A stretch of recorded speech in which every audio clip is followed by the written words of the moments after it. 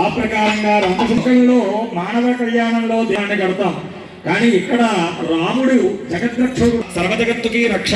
మరి అటువంటి రాముడికి రక్షాబంధనం ఏమిటయ్యా అంటే, రామచంద్ర ఈ నారాయణం చేస్తున్నామయ్యా, ఈనాటి నుంచి మీ సీతారాముడు ఇద్దరు ఈ సర్వజగద్రక్షణ భారాన్ని వహించండి అని మన రక్షణ రాముడికి అప్పచెబుతూ దీక్షా కంకణం కట్టడం, ఈనాటి నుంచి మీరు ఉండాలి అని చెప్పడం కట్టడం అన్నారు. అలా రాముడికి రక్షాబంధనం పూర్తయింది. రక్షణ కార్యక్రమం ఆగుతుంది అన్నారు. ఒకటి ఉపనయనంలో తల్లిదండ్రులు యజ్ఞోపవీతాన్ని వేస్తే వివాహంలో అత్తమామలు వేస్తారు అన్నారు. నిజానికి ఇక్కడ ద్వితీయ యజ్ఞోపవీతం అన్నారు. అంటే రాజు అందరికీ ఎవరంటే కొద్ది ఆనాడు రామచంద్రమూర్తికి అల్లుడికి యజ్ఞోపవీతాన్ని వేసినట్లుగా ఈనాడు తమ అమ్మాయి సీతామ్మ వారి యొక్క కన్యాదాన సమయంలో అదిగో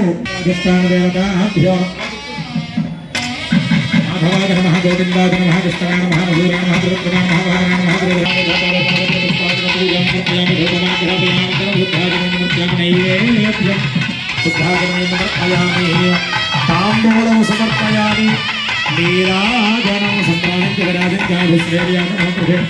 సకల శ్రీ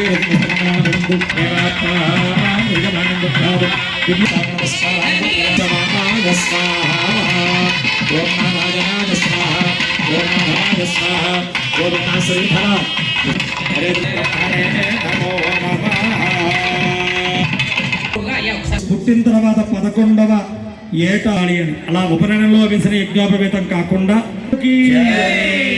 భజంత్రీలు మేళం చేయండి. ఓం యజ్ఞోపవీతం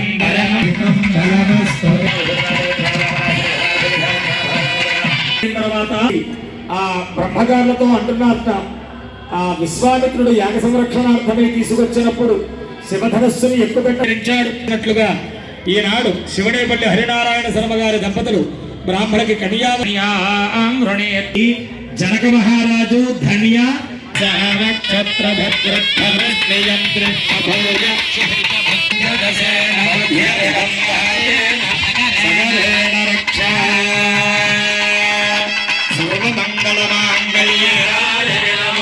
ఎడమన్నాత్మ రామ ఆ వివరాలు చెప్పండి అంటే వెళ్ళిన వశిష్ఠాది పురోహితులందరూ ఆ రాముడి